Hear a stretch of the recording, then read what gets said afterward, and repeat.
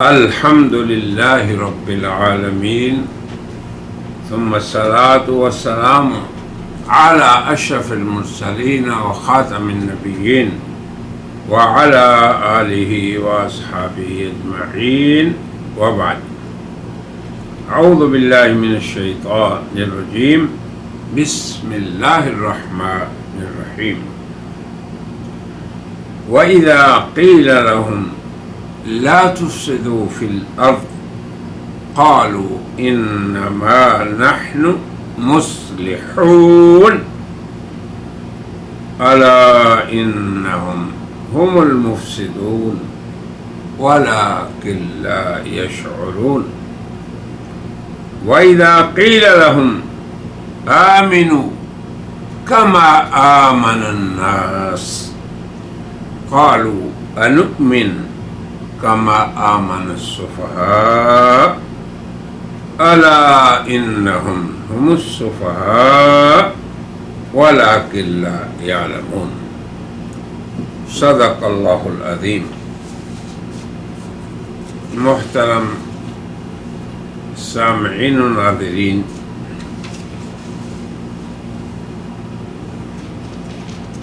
سورہ بقرہ کے اوائل میں ہم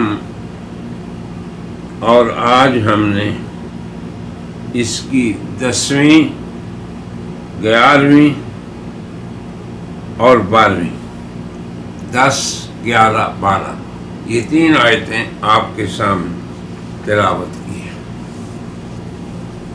عموماً ہم آغاز میں ہی اس کی تصحیح کا گر بیان کرتے ہیں، لیکن آج ہم تھوڑا سا اس سے ہٹ کر سب سے پہلے قرآن حکیم کے بارے میں اصولی موقف مسلمان کا کیا ہونا چاہیے. تو ہر مسلمان یاد رکھے کہ یہ کتاب لا ریب ہے. ذالک الکتاب لا ریب، یہ وہ کتاب ہے جو لا ریب ہے، شک نہیں اس میں. اول تا آخر شک اور شبہ سے بالکل پاک ہے.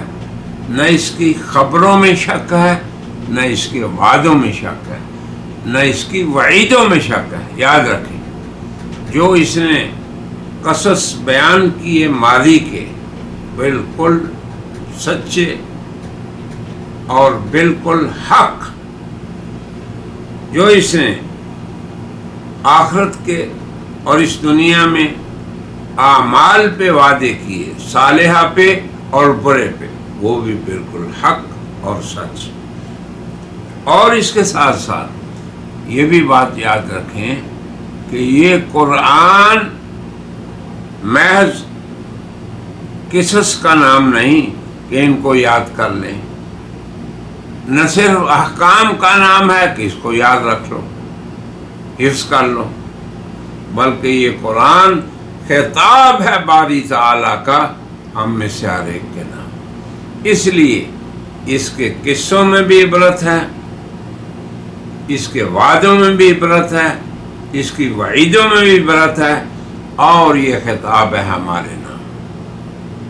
اگر یہ متقین کا ذکر کرتا ہے تو اس لیے کرتا ہے کہ تم اہل تقوی کی صفات اختیار کرو. اگر یہ منکرین اور معاندین کا ذکر کرتا ہے تو اس لیے کرتا ہے کہ تم ایسے نہ بنو. اگر یہ دوہرے معیار والے لوگوں کا بیان کرتا ہے، جیسے کہ یہ موضوع آج کی ہماری آیات کا بھی ہے، جو اندر سے کجروی رکھتے ہیں اور زبان سے مسلمانوں کو دھوکہ دیتے ہیں، منافقین کا ذکر ہے. تو اب یہ دیکھیں کیسا ارتباط ہے اس کے مضامین میں.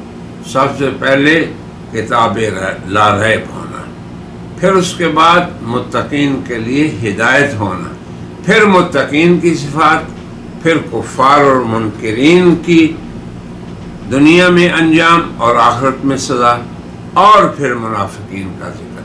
اور ہم اس تیسرے گروہ یعنی اتقیاء کا ذکر اس لیے کہ تم تقوی اختیار کرو، اشقیاء کا ذکر اس لیے کہ تم شقاوت کی راہ کو اختیار نہ کرو، اور وہ دو گروہ جو ہیں اشقیاء کے کفار معاندین اور منافقین، ان دونوں میں سے تم نہ ہو۔ تو اب منافقین کا ذکر چل رہا تھا جن کی ایک صفت پہلے اللہ نے بیان کی، ایک قباحت ان کی بیان کی، وَمِنَ النَّاسِ یہاں سے کیا یخادعون اللہ، وہ اللہ کو اور والذین آمنوا مومنین کو دھوکہ دیتے ہیں۔ اللہ نے فرمایا یہ اپنے ہی آپ کو دھوکہ دے رہے ہیں، کون ہے جو اللہ کو دھوکہ دے سکتا ہے؟ اور مومنین کو یعنی اللہ کے رسول کو اور اس کے اصحاب کو کیسے دھوکہ دے سکتے ہیں؟ اللہ ان کو ان کی خبایا اور خبائث اور چھپی دل کی باتوں کو ان کو بتا دیتے ہیں۔ اب دوسری قباحت کا آج بیان ہوگا جس آیت سے ہم نے بات شروع کی۔ اب ہم اس قباحت کے بیان کرنے سے پہلے ان 3 آیتوں کے بارے میں کچھ تصحیح کا حکم بتاتے ہیں اور گڑ بتاتے ہیں۔ اللہ فرما رہے ہیں وَإِذَا قِيلَ، اس کو قیلا نہیں کہنا، قاف قا، آگے مس میم کے بعد صاد، مس صاد، سین نہیں کہنا، مسلے نہیں کہنا، مس، آگے لحون ہا، تو گویا پہلی اس آیت میں قاف اس پہ زور دینا ہے، پھر صاد اس پہ، پھر ہا، وہی پہلے جو ہا گزر چکی، یہ پہلی آیت ہے۔ اس کے بعد فرمایا الا انہم هم المفسدون ولکن لا یشعرون، یہاں پہ عین آ گئی ہے۔ آگے تیسری آیت میں ہے وَإِذَا قِيلَ لَهُمْ، وہی قاف آ گیا، آمنوا كما آمن الناس قالوا أنؤمن كما آمن السفهاء ألا إنهم هم السفهاء، یہ سین بھی اردو میں ہے، فا بھی ہے، ہا بھی ہے، آگے ہے وَلَكِنْ لَا يَعْلَمُونَ، یہ عین آ گئی ہے۔ تو بہرحال یہ صاد ہا عین، یہ 3 آوازیں ایسی ہیں جن پہ آپ نے تھوڑا سا توجہ کے ساتھ زور دے کے پڑھنا ہے۔ اب آپ اس مضمون کی طرف آئے کہ اللہ تعالیٰ نے اس آیت میں منافقین کی دوسری قباحت کو بیان کیا، اور اب آپ دیکھیں کہ اللہ جب عملی نفاق منافقین کا ذکر کرتے ہیں تو پہلا کیا ہے کہ وہ دھوکہ دہی سے کام لیتے ہیں۔ اب دھوکہ نہیں ہم نے دینا کسی کو، یہ صفات منافقین میں سے۔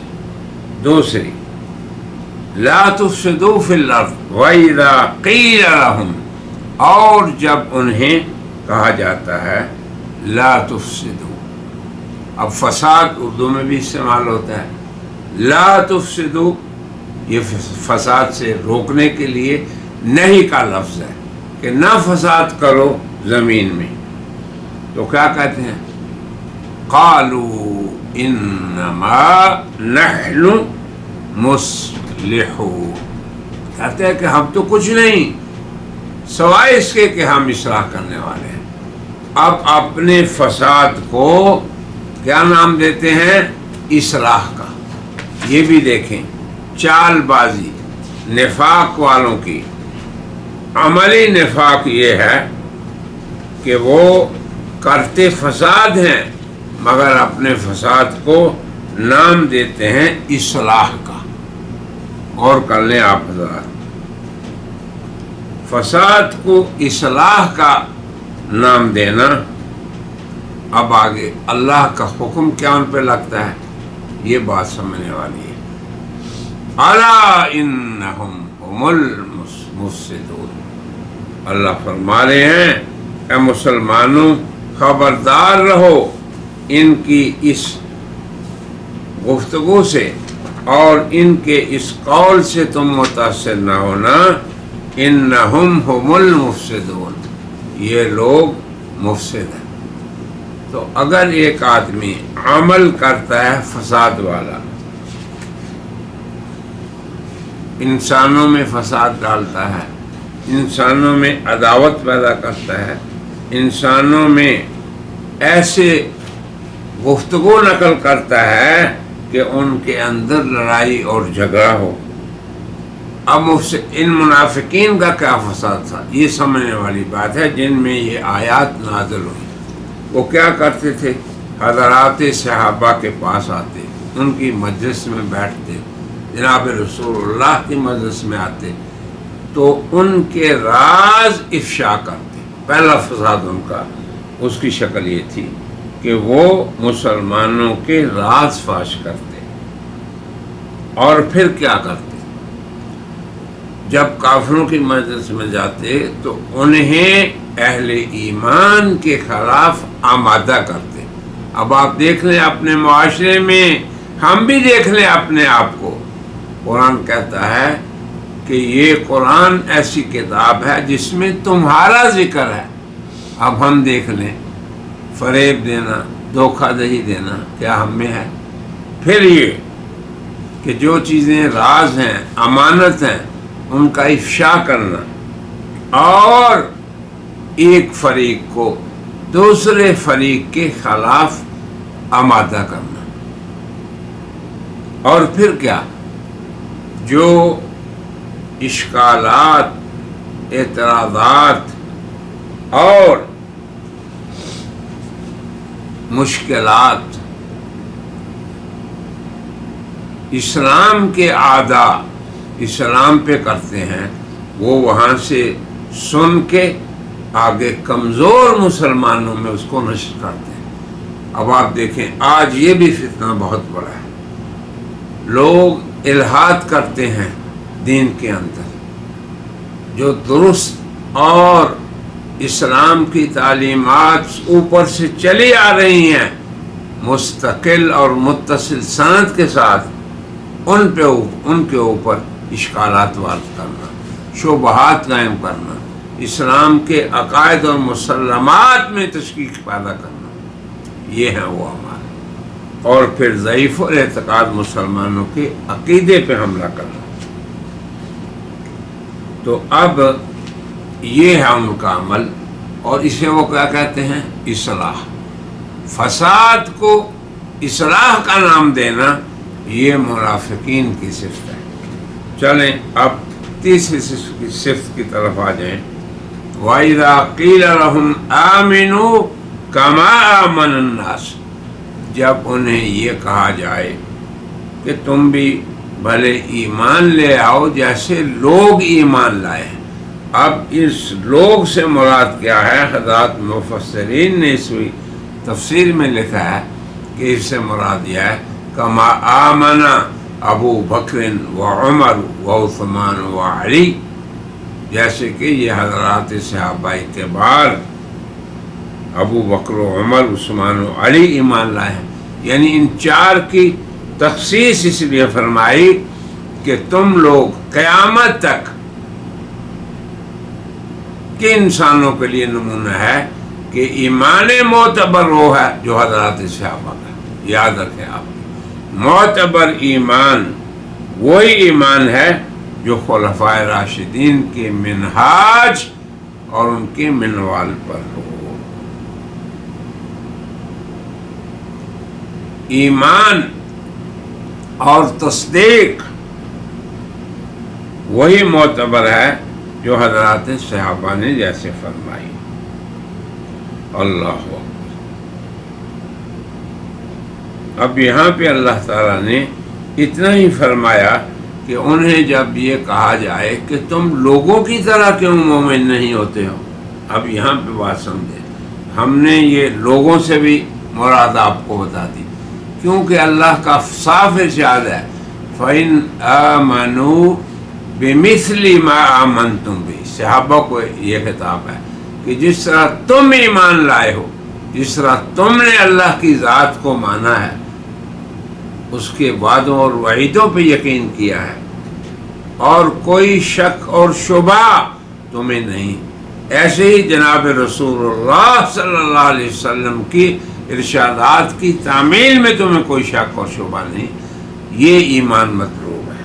فَإِنْ آمَنُوا بِمِثْلِ مَا آمَنْتُمْ بِهِ، اگر یہ لوگ اس طرح کا ایمان لائیں جس طرح کا تم لائے ہو، تو حضرات صحابہ قیامت تک کے مومنین کے لیے معیار ایمان ٹھہرے۔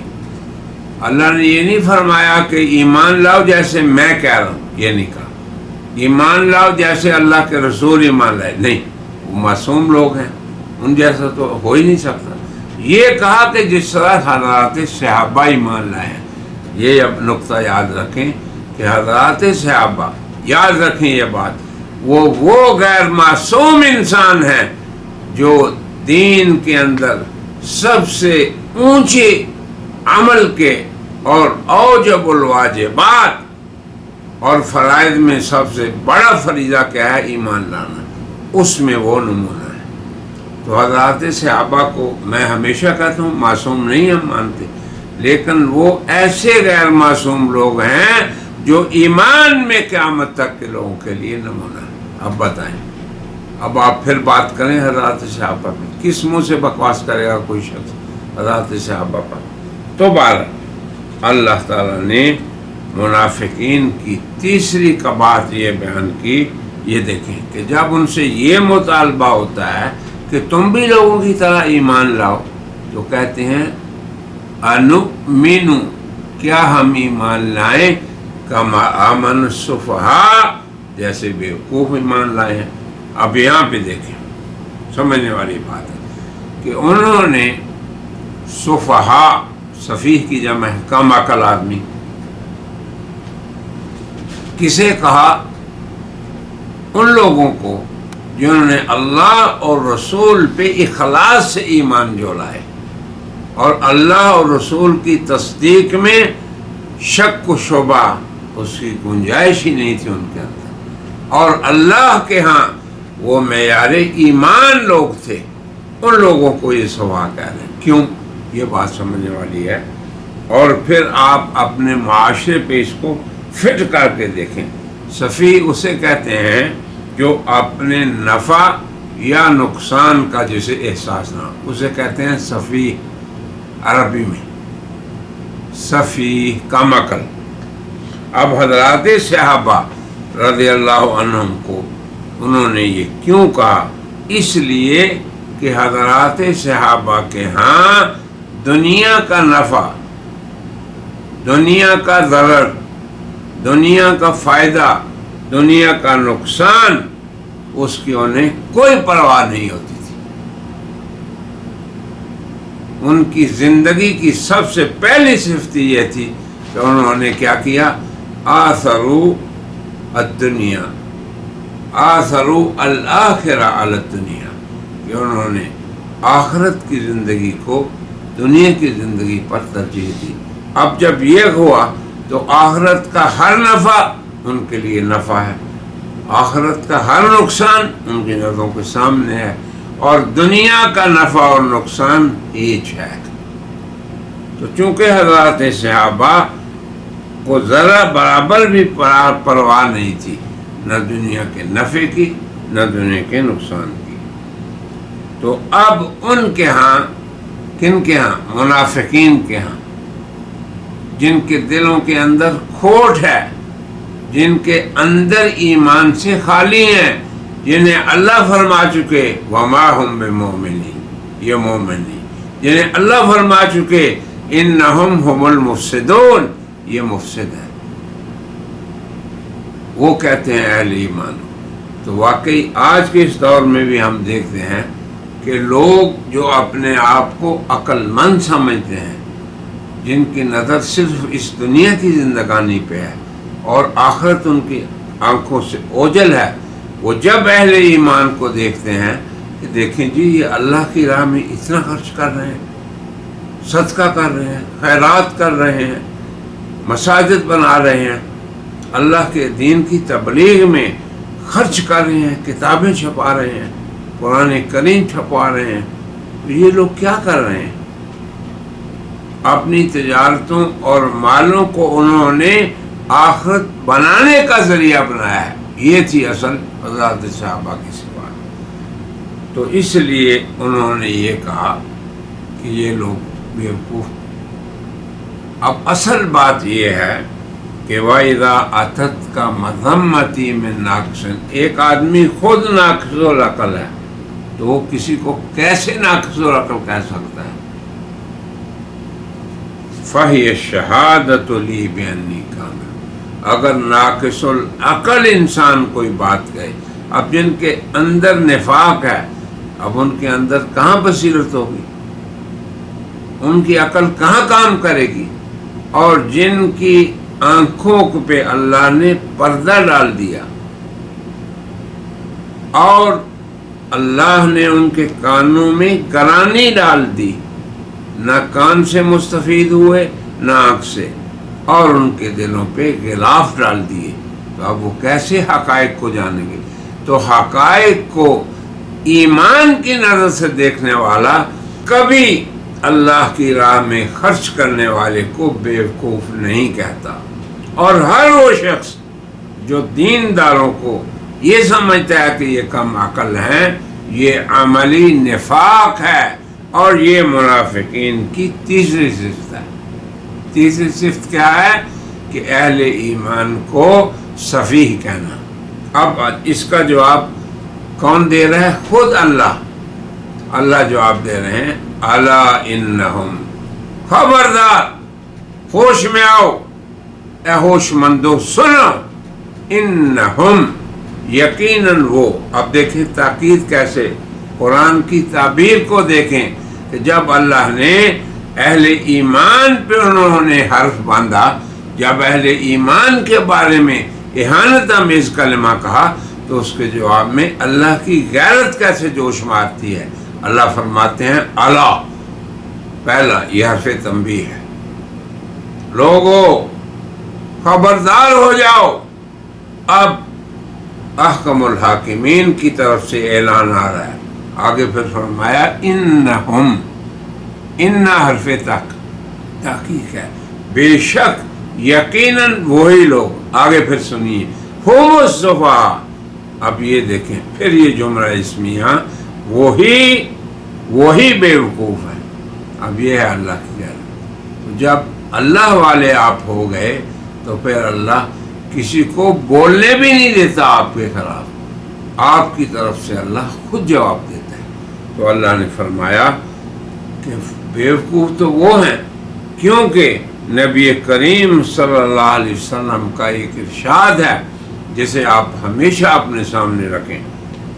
حضرت شداد ابن اوس رضی اللہ عنہ روایت فرماتے ہیں. اب آپ دیکھیں یہ قول فصل ہے اس ان آیات کی تفسیر میں بھی، اور عقل مند اور صفیح ہونے کے درمیان فیصلہ کن قول ہے. کس کا؟ جن کا قول اللہ کے بعد سب سے اصدق قول ہے، اور وہ ہیں جناب محمد رسول اللہ. وہ کس کو احمق کہہ رہے ہیں؟ وہ کس کو عقل مند کہہ رہے ہیں؟ وہ کس کو بیوقوف کہہ رہے ہیں؟ حدیث میں ہے، آپ نے فرمایا الکیس من دان نفس، کہ عقل مند وہ ہے جس نے اپنی خواہشات کو، اپنے نفس کی خواہش کو اور اپنے نفس کو اللہ کا مطیع بنا لیا. یہ ہے عقل مند. اور وعمل لما بعد الموت، یہ ہے حضرات صحابہ کی زندگی، اور اس نے عمل کیا اس زندگانی سے بعد کے لیے. جیسے ہم نے صفات متقین میں بھی بتایا تھا کہ متقین کی صفات میں حضرت علی کا قول ہے رضی اللہ عنہ کہ استعداد لما بعد رہی، کہ اس دنیا سے کوچ کر جانے کے بعد والی دائمی زندگی کے لیے کوشش، یہ ہے تقویٰ. تو تو فرمایا آپ صلی اللہ علیہ وسلم نے کہ عقل مند وہ ہے جس نے اپنے نفس کو اللہ اور رسول کا فرما بردار بنا لیا، تو اس کا نفس وہی خواہش کرتا ہے جو اللہ اور رسول چاہتے ہیں۔ اور پھر حضور نے بھی فرمایا تھا کہ تم میں سے کوئی شخص اس وقت تک مومن نہیں ہو سکتا حتیٰ یکون ہواہ تبعا لما جئت بہ، حتیٰ کہ اس کی نفس کی خواہش اس کے تابع ہو جائے جو دین میں لے کے آیا ہوں۔ آپ آگے دیکھیں، احمق کسے کہا آپ نے؟ سفیہ جسے کہتے ہیں۔ والاحمق من اتبع نفسہ ہواہا، اور احمق وہ آدمی ہے، بے وقوف وہ ہے کہ جس نے ہوائے نفس کا اتباع کیا۔ وَتَمَنَّى عَلَى اللَّهِ، اور پھر اللہ پر آرزوئیں باندھتا رہا، تمنائیں باندھتا رہا۔ تو اب آپ دیکھیں کہ جن لوگوں نے حضور اکرم صلی اللہ علیہ وسلم کے معجزات کا مشاہدہ کیا اور آپ کی صفات کو کتابوں میں پڑھا، آسمانی کتابوں میں، اور جن لوگوں نے نبی کریم صلی اللہ علیہ وسلم کی 40 سالہ زندگی ایسی دیکھی کہ جب آپ نے فرمایا لبثت فیکم عمرا من قبلی فہل وجدتمونی صادقا کاذبا، کہ میں نے 40 سالہ زندگی تم نے گزاری، کیسی گزاری؟ تم نے مجھے سچا پایا جھوٹا؟ تو سب نے بالاتفاق فرمایا کہ ہم نے کبھی آپ کو یہ نہیں دیکھا کہ کسی معاملے میں آپ نے کذب بیان کی۔ تو اب ان آیات بینات کو دیکھنے کے بعد جن لوگوں کو پھر بھی اسلام کی حقانیت اور جناب محمد رسول اللہ کی حقانیت پہ یقین نہ ہو، یہ اصل بیوقوف ہے۔ تو یہ اللہ کی طرف سے بھی ان پہ سفاہت کا اور بے وقوفی کا اور حماقت حکم لگ گیا، اور جناب رسول اللہ صلی اللہ علیہ وسلم کی۔ اب خلاصہ کلام یہ ہے کہ جو لوگ آج بھی نفاق عملی میں مبتلا ہیں، ان کے لیے ان آیات میں یہ نصیحت ہے کہ وہ یہ سمجھیں کہ یہ اللہ کا کلام، اس کا مخاطب میں، توبہ کریں، رجوع کریں اور اس نفاق عملی سے باز آ جائیں۔ کیا ہے وہ؟ کہ کر فساد رہے ہیں اور نام اس کا اصلاح ہے، تو اصلاح کے نام پہ فساد، اس سے باز رہیں۔ یہ دوسری صفت ہے۔ پہلی کیا تھی؟ فریب کاری، اس سے بھی باز رہیں۔ دوسری صفت کیا بتائی؟ قباحت ان کی، اور صفت سیئہ ان کی کہ فساد کو اصلاح کا نام دے دیا۔ اور تیسری صفت کیا؟ کہ اہل ایمان کو جب دیکھا کہ وہ اللہ رسول کی خاطر قربانی کر رہے ہیں اپنی دنیا کی، تو انہیں کہا کہ یہ عجیب بیوقوف ہیں، احمق ہیں، ان کو نفع نقصان کا ہی کوئی احساس نہیں۔ تو یہ سوچ ہم میں سے ہر آدمی سوچے، ذرا اپنی گردن جھکا کے دیکھے، کتنے ہی اللہ کے نیک بندے ہیں جو ہمارے سامنے اللہ کے لیے وقت لگاتے ہیں، مال لگاتے ہیں اور جان لگاتے ہیں، اور ہم دل ہی دل میں سوچتے ہیں کہ کیسے بیوقوف ہیں۔ انا للہ و انا الیہ، یہ وہ عملی نفاق ہے جس میں بہت سے مسلمان آج مبتلا ہیں۔ میری دعا ہے کہ اللہ تعالیٰ جس طرح ہمیں عقدی نفاق سے، عقیدے کے نفاق سے اللہ نے الحمدللہ امت کو بچایا ہوا ہے، اب صرف امت ایک قدم اور اٹھا لے کہ اس عملی نفاق سے بھی توبہ کر لے۔ ہر وہ شخص جو ان آیات کی روشنی میں جس کی حالت ان لوگوں سے کسی درجہ ملتی، اللہ سے دعا ہے کہ ہماری حالت ہدی للمتقین، اللہ کے اتقیاء بندوں کے ساتھ ملے، ہماری صفات ان کے ساتھ ملے جن کے بارے میں قرآن نے کہا فیہ ہدی للمتقین۔ اور اللہ تعالی ہمیں گروہ معاندین سے بھی بچائے اور گروہ منافقین سے بچائے۔ ابھی اگلی آیات میں بھی منافقین کی بعض صفات کا ذکر ہے اور پھر ان کی 2 مثالوں کا ذکر ہے. انشاءاللہ اگلی مجلس میں ہم اسے بیان کریں گے. اور آج کی مجلس میں کہتے ہیں آخر میں وآخر دعوانا ان الحمد للہ رب العالمین.